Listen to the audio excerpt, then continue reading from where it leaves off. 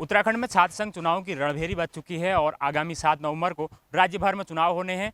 हमारे साथ कुमाऊं के सबसे बड़े महाविद्यालय एमबीपीजी कॉलेज हल्द्वानी से एबीपी के अधिकृत प्रत्याशी सूरज सिंह रमौला बात करने के लिए मौजूद हैं। सूरज भाई, सबसे पहले तो बधाई, आपको एबीपी ने आपको अपना प्रत्याशी घोषित कर दिया है। किस तरह की समस्याएं हैं कॉलेज को लेकर?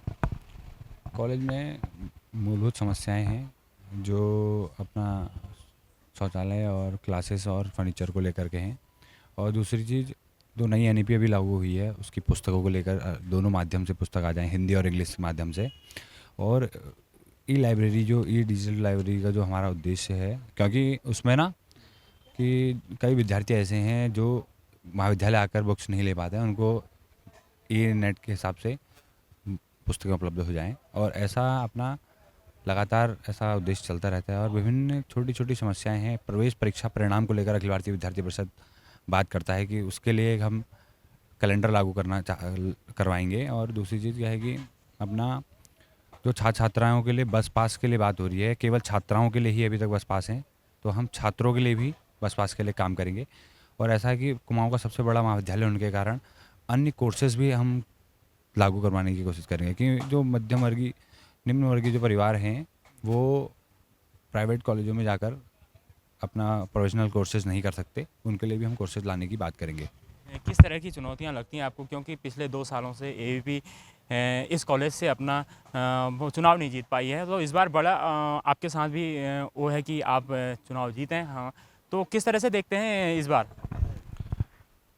कुछ इस बार संगठन पूरी मजबूती से चुनाव लड़ा रहा है। और दूसरी चीज़, संगठन का अपना स्वयं का प्रभाव है। और एक चीज़ और कि जो विपक्ष में चुनाव लड़ रहे हैं वो निर्दलीय चुनाव लड़ रहे हैं, उनके पास कोई संगठन ऐसा नहीं है चुनाव लड़ने के लिए, और हम स्वयं ही मजबूत हैं। पिछली बार भी संगठन ने लड़ाया था चुनाव, उस समय कहीं ना कहीं संगठन की जो कमियां थी वो भी सामने आई खुलकर। एक जो निर्दलीय प्रत्याशी थी उनने बाजी मारी, तो इस बार तो आप लोग आश्वस्त हैं जीत के लिए? इस बार संगठन में पहले से ही 2 प्रत्याशी थे, उसमें पहले ही हमने डिसाइड करके पहले से ही अलग अलग प्रत्याशी तय कर रहे थे। पिछले बार की बात करें तो संगठन के दोनों प्रत्याशी संगठन के ही थे चुनाव लड़ने वाले। जो निर्दलीय चुनाव लड़ी वो भी हमारे ही बीच की कार्यकर्ता थी। और इस वजह से संगठन बढ़ गया लास्ट टाइम पे प्रिपेयर नहीं हो पाया, तो इसलिए।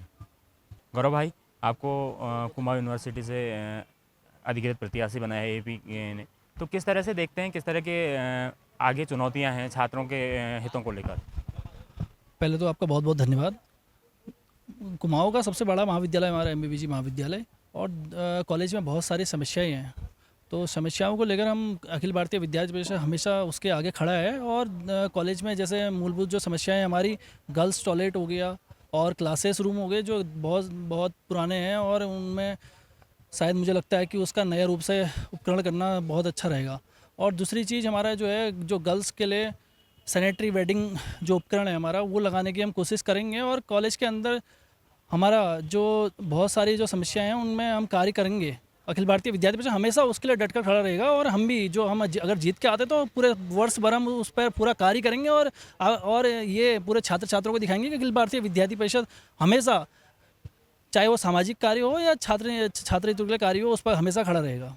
कितना आश्वस्त हैं जीत को लेकर, क्योंकि एबीपी पिछले 2 साल से एमबीपीजी कॉलेज में अपना खाता नहीं खोल पाई है, इस बार कितना आश्वस्त है आप? देखिए, मैं आपको अवगत करा दूं कि जो पिछले वर्ष तक हम जो भी हुआ उसको अगर छोड़ के चले तो वो बहुत अच्छा रहेगा। इस बार अखिल भारतीय विद्यार्थी परिषद 100% के मार्जिन से पूरा, मुझे लगता है कि 100,000 प्लस वोटिंग से हम जीतेंगे। और इस चुनाव को हम जीत कर कॉलेज के अंदर एक भगवा झंडा अखिल भारतीय विद्यार्थी परिषद का लहराने का कोशिश करेंगे।